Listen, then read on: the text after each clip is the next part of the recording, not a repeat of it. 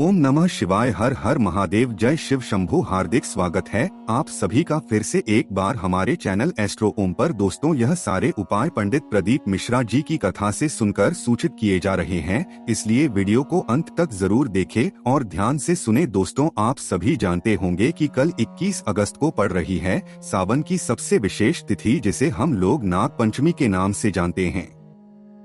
पूज्य गुरु जी कहते हैं कि पूरे साल में सिर्फ एक दिन पड़ने वाली इस विशेष तिथि में अगर हम सिर्फ एक बेलपत्र और शहद की कुछ बूंदों से ये दो उपाय करते हैं तो हमारे जीवन से दुर्भाग्य हमेशा के लिए समाप्त हो जाता है। अगर हमारे जीवन में रुपए पैसों की कमी चल रही है, महादेव की कृपा से वो सभी समाप्त होती है। अगर हमारे जीवन में नौकरी को लेकर या फिर हमारे व्यवसाय को लेकर कोई समस्या चल रही है तो वो भी समाप्त होती है। और अगर हमारे जीवन में कोई संकट चल रहा है, कोई विपत्ति आ गई है, ऐसी समस्या आ गई है कि हमारे पास उसका कोई समाधान नहीं है, तो महादेव उन सारी समस्याओं को बहुत ही जल्दी से समाप्त कर देते हैं। तो चलिए जानते हैं इन सभी समस्याओं को दूर करने के लिए पूज्य गुरु जी द्वारा बताए गए उन दोनों खास उपायों के बारे में। लेकिन उससे पहले एक प्रार्थना, अगर आप चैनल पर नए हैं तो कृपया चैनल को सब्सक्राइब अवश्य कर लें।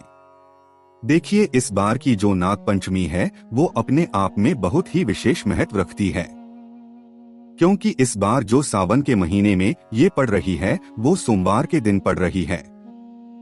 सोमवार का दिन महादेव को समर्पित होता है और सोमवार के दिन नाग पंचमी पड़ने के कारण हमारे जीवन की कोई भी ऐसी समस्या नहीं जो महादेव दूर ना कर सके। बस आपको जिस प्रकार से ये विशेष उपाय बताया जा रहा है उस प्रकार से ही इन दोनों उपायों को करना है। देखिए, इस वीडियो में हम पूज्य गुरुजी द्वारा बताए गए दो अलग अलग उपायों के बारे में बात करेंगे। इन दोनों ही उपायों में आपकी समस्या जिस भी प्रकार की है तो उस उपाय को आप कर सकते हैं। चलिए बात करते हैं गुरुजी द्वारा बताए गए पहले खास उपाय के बारे में। देखिए, इस उपाय के लिए आपको सिर्फ एक बेलपत्र ले लेनी है और शहद की कुछ बूंदे ले लेनी है, यानी थोड़ा सा आप शहद ले लेंगे। अब ये दो सामग्री लेना है और साथ ही साथ सबसे आखिर में आपको ले लेना है एक लोटा जल। लोटा आप तांबे का ले लीजिएगा और इसमें जल आप अपने किचन से ले लीजिएगा। बेलपत्र लेते समय आप ध्यान रखिएगा कि ये कहीं से भी कटिफ्टी नहीं चाहिए और बेलपत्र की डंडी के आखिर में जो डूट होती है यानी जो गांठ होती है वो भी नहीं होनी चाहिए। उसको तोड़कर आप अलग कर लेंगे। अगर आपके पास बेलपत्र नहीं है तो शिवलिंग के ऊपर चढ़ी हुई बेलपत्र को उठाकर जल से शुद्ध करके फिर आप उसका इस्तेमाल कर सकते हैं। अब देखिए, सिर्फ ये तीन सामग्री लेकर आपको पहुंच जाना है शिवालय। देखिए, पूज्य गुरुजी ने कहा कि ये उपाय आप इस नाग पंचमी की विशेष तिथि में सुबह से लेकर शाम तक किसी भी समय सकते हैं। जब भी आपके पास टाइम हो तब आप ये उपाय कर लें। देखिए, अब शिवालय पहुंचकर सबसे पहले आप एक काम करेंगे। जो आपने एक बेलपत्र ली है उस बेलपत्र की सबसे आगे वाली पत्ती पर, यानी जो सबसे बड़ी पत्ती होती है, उस पत्ती में चिकनी साइड आपको शहद लगा देना है। ये जो शहद आप लेकर आए हैं, इस शहद को आप अपने दाहिने हाथ यानी राइट हैंड की अनामिका उंगली भी ले लीजिए और बेलपत्र की सबसे आगे वाली पत्ती में चिकनी साइड पूरी में ये शहद लगा दीजिए। देखिए, गोल गोल घेरे में आपको दिखाई जा रही है ये पत्ती, इसी पत्ती में आपको लगा देना है। फिर उसके बाद ये बेलपत्र आपको अपनी हथेली में रखनी है। आपको अपनी हथेली में ही रखे रखे महादेव से प्रार्थना करनी है। आपकी जो भी विशेष मनोकामना है जो बहुत दिनों से परिपूर्ण नहीं हो पा रही है।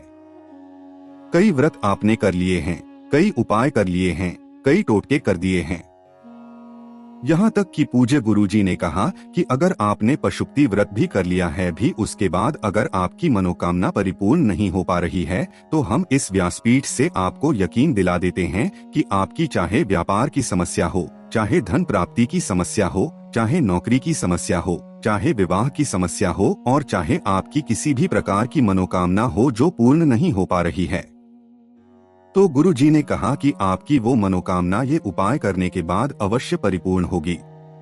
देखिए, ये बेलपत्र आपको शिवलिंग के ऊपर समर्पित कर देना है। बेलपत्र की का हिस्सा शिवलिंग में टच करेगा और बेलपत्र की डंडी जलाधारी की तरफ रहेगी।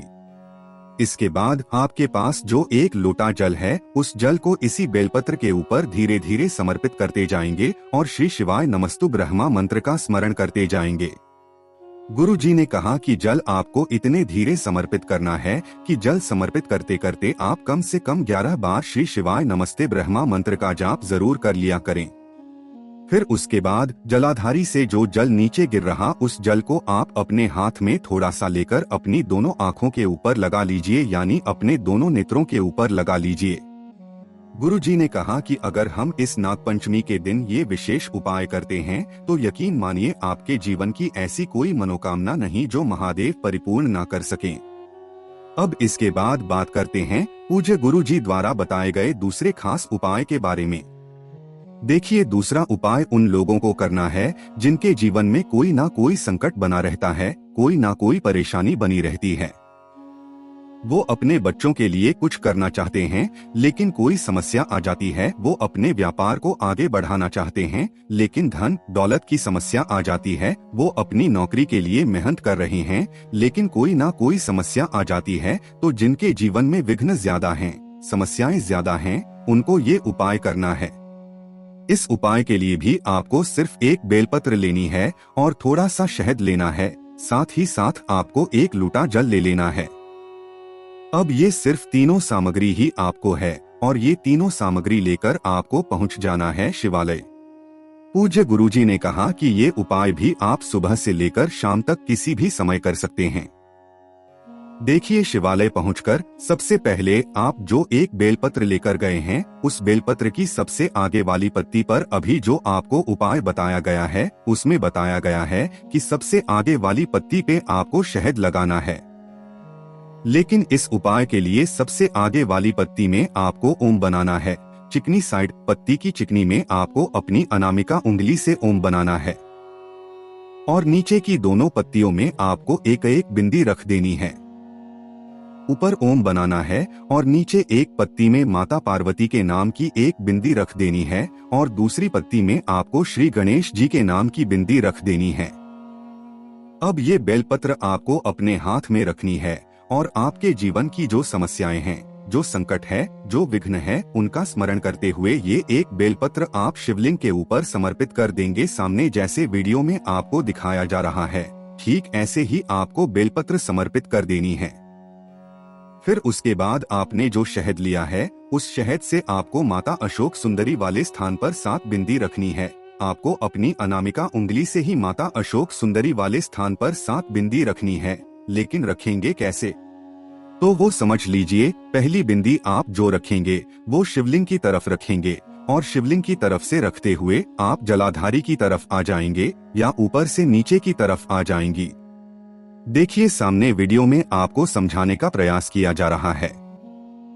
जैसे 7 बिंदियां रखी गई हैं, ठीक ऐसे ही आपको ये 7 बिंदियां माता अशोक सुंदरी वाले स्थान पर रख देना है। शहद की ये 7 बिंदियां आपको शिवलिंग से जलाधारी की तरफ रखनी है।